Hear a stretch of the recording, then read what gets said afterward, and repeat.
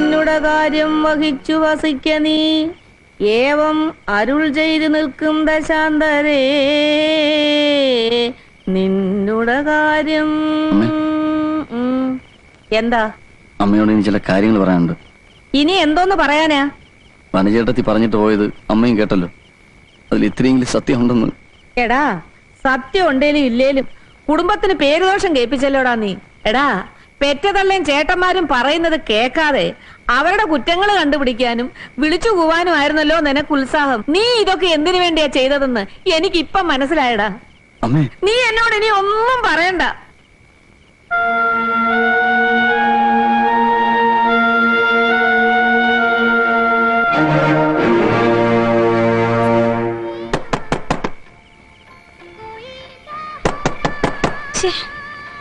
ആരോ തട്ടുന്നുണ്ട്. ആരോ നോക്കിയേ.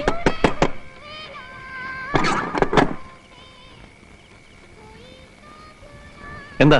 നിങ്ങളെ ഭാര്യ ഒന്ന് വിളിച്ചേ. ഇപ്പൊ പറ്റില്ല. വിളിക്കാനാ പറഞ്ഞത്.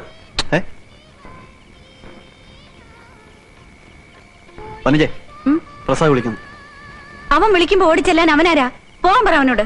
പിന്നെ അങ്ങനെ പോകാനെന്നല്ല ഞാൻ വന്നത്. എനിക്ക് ചില കാര്യങ്ങളൊക്കെ അറിയാം. നീ പിന്നെ വഴക്കൊണ്ടാൻ വന്നിരിക്കുകയാണല്ലേ? അമ്മ ഇടപെടുന്നു. പൊക്കി അവിടുന്ന്. അയ്യോ ദീപേട്ടാ, മര്യാദയ്ക്ക് അവരെ ഇറക്കി വിട്. ഇവനെയൊക്കെ ആരെ പേടിക്കുന്നേ? പ്രദീപ് പോയി വാതിലടയ്ക്ക്.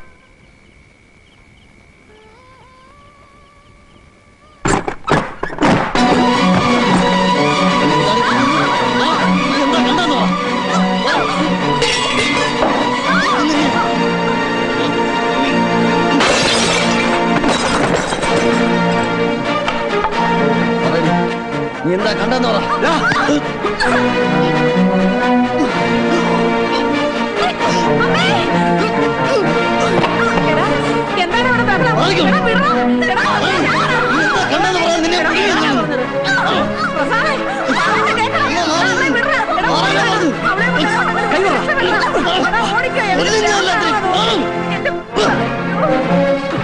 അങ്ങനെ പോവാൻ നോക്കണ്ട. നീ പറഞ്ഞൊക്കെ കള്ളമാണെന്ന് തെളിയിക്കാതെ നിന്നെ അവിടെ നിന്ന് വിടില്ല.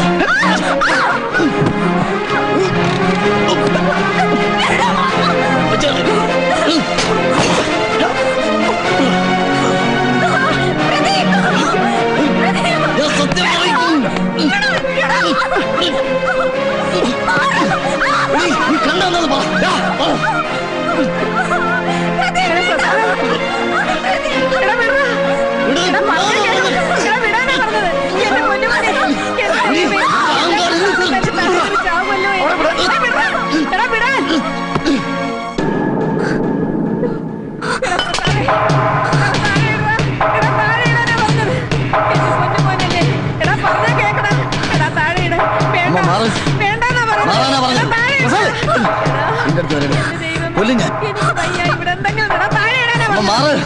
എനിക്ക് ഇവിടെ കൊണ്ട് സത്യം പറയിപ്പിക്കണം.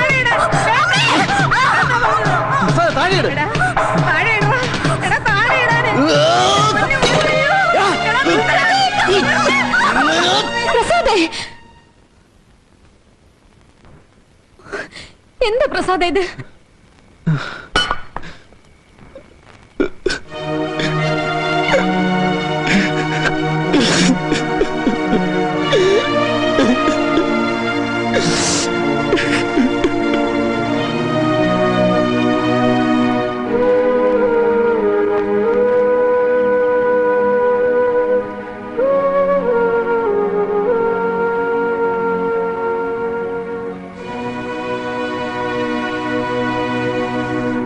ഞാനിവിടുന്ന് പോവാ വിദ്യാർത്ഥി.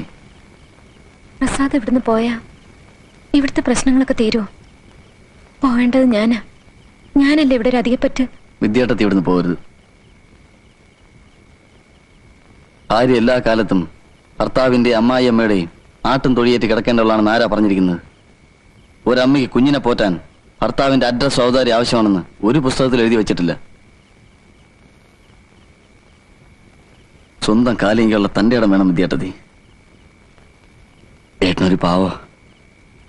വിദ്യാർത്ഥി വേണം ഏട്ടന് ധൈര്യം കൊടുക്കാൻ. വിദ്യാർത്ഥിയോട് മാത്രമേ എനിക്ക് യാത്ര വയ്ക്കാനുള്ളൂ.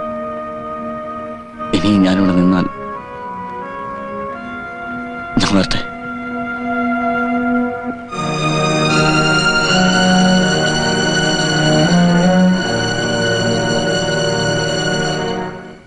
എന്റെ മോള് സുലോചനെ പ്രശാന്തിന് കല്യാണം ആലോചിച്ചല്ലേ?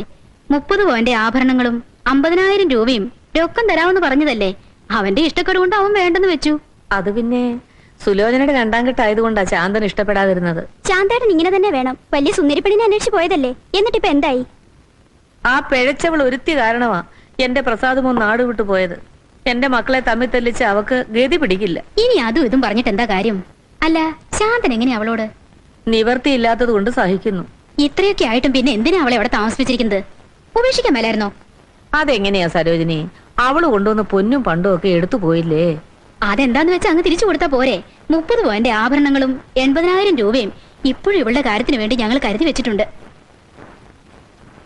പ്രശാന്തന്റെ കാര്യം പറഞ്ഞാ ഇപ്പോഴും എന്റെ മോക്ക് 100 നാവാ. ചേച്ചി മനസ്സ് വെച്ചാ നടക്കാവുന്ന കാര്യമേ ഉള്ളൂ. അതെങ്ങനെയാ സരോജിനി?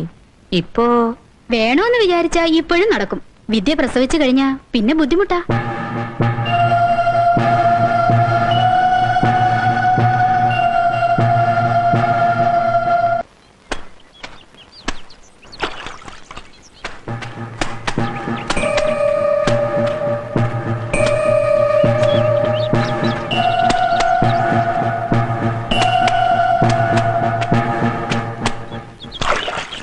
എടി പെണ്ണെ, വയറ്റിലുള്ള പെണ്ണുങ്ങൾ ഇങ്ങനെ ഒരിടത്ത് തന്നെ കുത്തിയിരിക്കരുത്.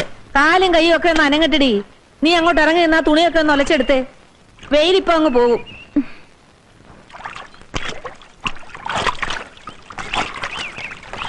ആ, കുറച്ചുകൂടെ അങ്ങോട്ട് ഇറങ്ങി നിക്കേ.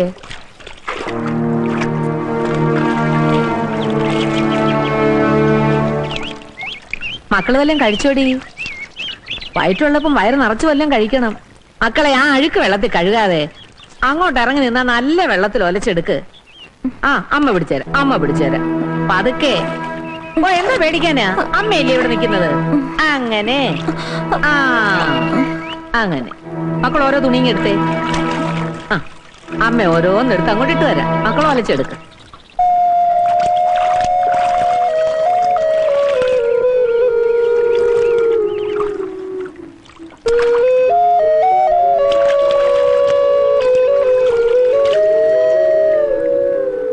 ദാ, ഇത് നല്ലപോലെ ഒന്ന് ഒലച്ചെടുത്തേ. ഒന്നും പേടിക്കണ്ടെന്നേ. അമ്മ പിടിച്ചേരാ. മോൾ അതിങ്ങ് എടുത്തേ. ആ, നോക്ക് നിക്കാതെ.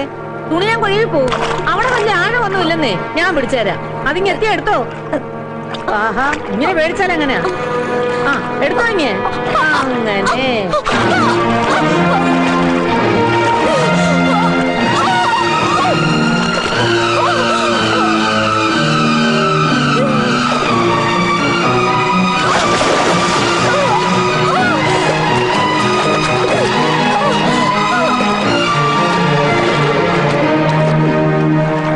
എന്താ ഉണ്ടായത്? കാല് വഴുതി വീണത്. എന്തിനാ ഈ പുഴയിലേക്ക് കുളിക്കാൻ പോണേ? തന്റെ ബോഡി വളരെ വീക്കാ. വളരെ സൂക്ഷിക്കണമെന്നാ ഡോക്ടർ പറഞ്ഞിരിക്കുന്നത്.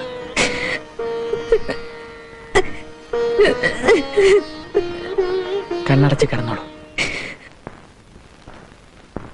എന്റെ ഈശ്വര, എന്റെ മോക്ക് എന്തു പറ്റിയാവോ? ഒന്നുമില്ലാതെ അവളിങ്ങനെ ഒരു എഴുത്തെഴുതില്ലല്ലോ. 7ാം മാസം കൂട്ടിക്കൊണ്ടുവരാനോ പറ്റിയില്ല. ഒന്ന് പോയി കാണുകയെങ്കിലും വേണ്ടേ? എന്നിട്ട് വേണം ആ തള്ളയുടെ വായിലിരിക്കുന്ന ചീത്ത മുഴുവനും കേൾക്കാൻ. തെറ്റ് നമ്മുടേതല്ലേ? അത് അവരറിയേണ്ട കാര്യമുണ്ടോ?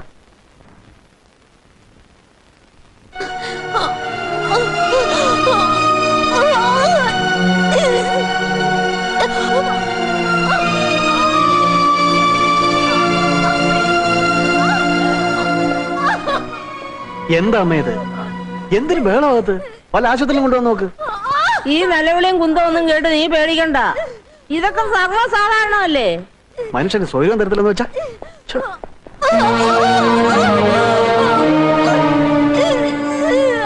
എന്ത് ബഹളാ കൊച്ചേ ഇത്?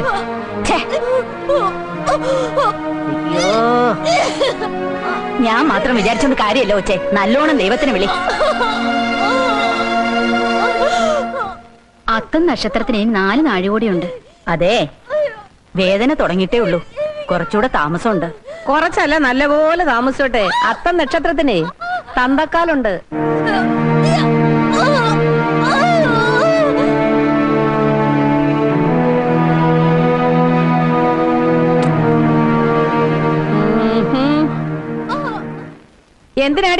അപ്പോഴേ കെട്ടിയൊരുങ്ങി ഇങ്ങോട്ട് ഇടുന്നില്ലേ? ചേച്ചി ചത്തോ ഇല്ലേന്ന് അറിയാനായിരിക്കും. ചാവുമ്പോഴേ ആളെ പറഞ്ഞു വിടാ. അങ്ങനെ തോന്നിയതുകൊണ്ട് അറിയിക്കുന്നതിന് മുമ്പ് ഇങ്ങോട്ട് എത്തിയത്. അയ്യണ എന്തൊരു നാക്ക്, അതിനൊരു കുറവില്ല.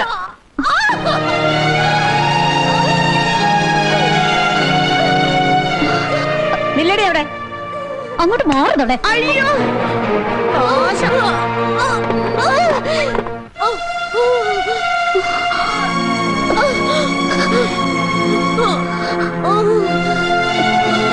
ചേച്ചി ചേച്ചി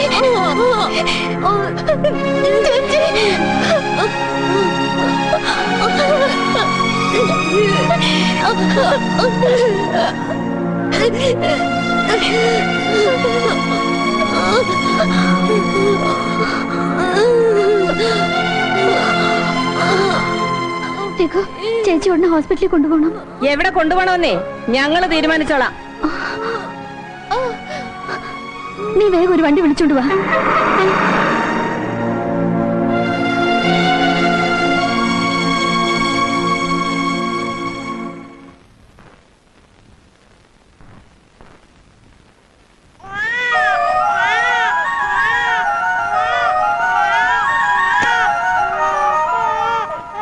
പെൺകുഞ്ഞ